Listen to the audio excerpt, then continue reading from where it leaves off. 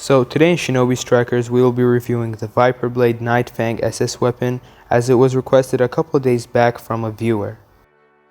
So if you don't know what the Viperblade is, it's basically an attack type version of the Kusanagi sword that also includes snake summons.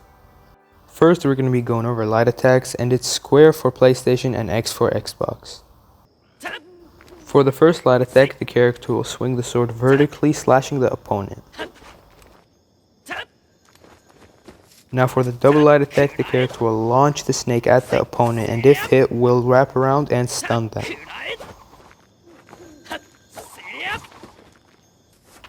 For the triple light attack, the character will do the same stuff, but at the end will slice the opponent horizontally. For the quadruple light attack, the character will do the same stuff, but at the very end will do a little spin and then continuously slashing the opponent horizontally.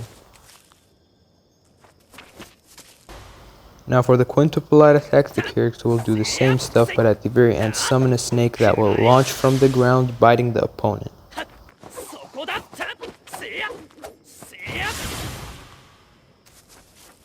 Now for the aerial light attack, the character will slash the opponent vertically with his sword. Now for the double aerial light, the character will swing the sword once again and then hit the opponent with a right upper kick. Now for the triple aerial light, the character will launch the snake and stun the opponent just like the one on the ground. For the quadruple aerial light, the character does the same stuff but then uses his sword to slash the opponent vertically. Now at this point you probably think the devs are just getting too lazy and the weapon is getting too repetitive, but just wait, it's going to get way cooler from here. Moving on to heavy attacks, and to do those is triangle for PlayStation and Y for Xbox. For the first heavy attack, the character uses the sword in a circular motion, slicing the opponent on the way up and on the way down.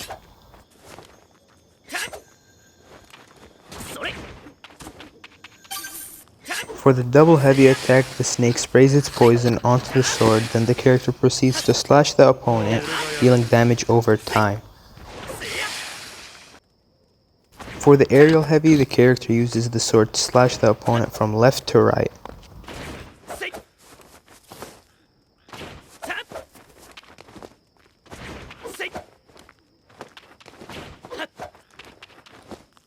For the aerial heavy, the character does the same thing, but at the very end the snake does spray its poison onto the sword, slashing anyone in front of it.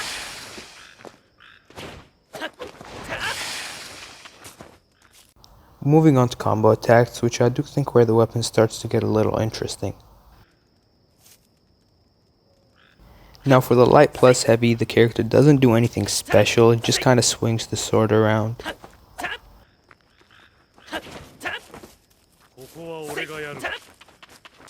Now for the light plus double heavy, the character utilizes the poison of the snake once again.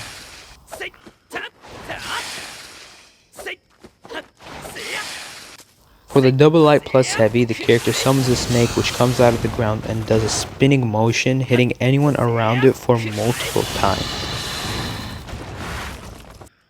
Now for the triple light heavy, the character launches the snake, stunning the opponent and then launching the big snake, which then spins around and hits the opponent. Now for the quadruple plus heavy, the character just does the same stuff and then launches the snake once more.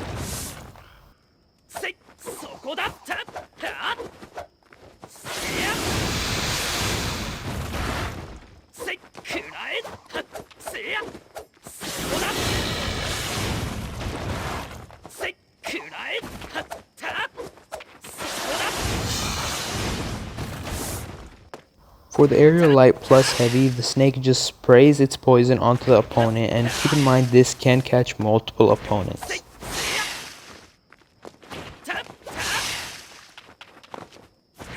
Now for the double aerial light, the character just adds a kick and same poison that does damage over time. Now for the triple aerial light, the character just throws the snake and then hits you with a couple more slashes. Now for the triple aerial light plus double heavy, the character just adds another poisonous slash into the mix. Moving on to the charge attack, which can only be done if the character has a scarlet red circle around them. Now the charge attack is pretty simple. The character just launches at the opponent, hits them with a kick, and then proceeds to hit another upper kick, sending the opponent into the air.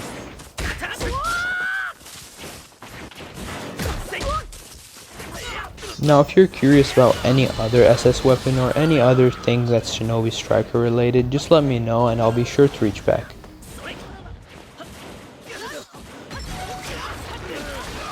Okay, so first things first, we're going to be going over damage, and in my opinion, the damage on this thing is not good, or is anything special. I know it has the poison and is pretty decent, as you could see in the clip playing right now, but it's something that you shouldn't rely on and will not be able to pull off most of the time. So for damage, I will be giving it a 5 out of 10, and that's being generous just because it has the poison. Moving on to speed, and to say the least, the speed is not good, nor does the damage make up for the lost speed. It's just not good. Either we're talking about the poisonous parts or the actual sword slashes, which is mainly why I'm giving it a 4 out of 10 in speed. Moving on to range, where I do think this weapon has it the worst. It just simply has no long range attack except one that is incredibly easy to miss or just dodge. And even if you did land it, the stun is very short and will not allow you any time whatsoever to reach the opponent. And it simply is used in short range attacks just to extend combos. And due to all these reasons, the highest score I could give it is a 3 out of 10. Now moving on to combos, and for combos, as we saw in the start of the video, are very repetitive and nothing special. So for combos, I will be giving it a 4 out of 10.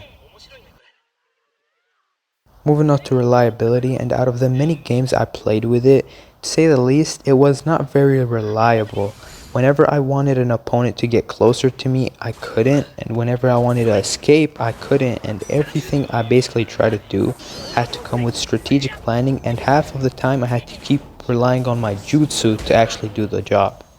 So that's why I gave it a 2 out of 10.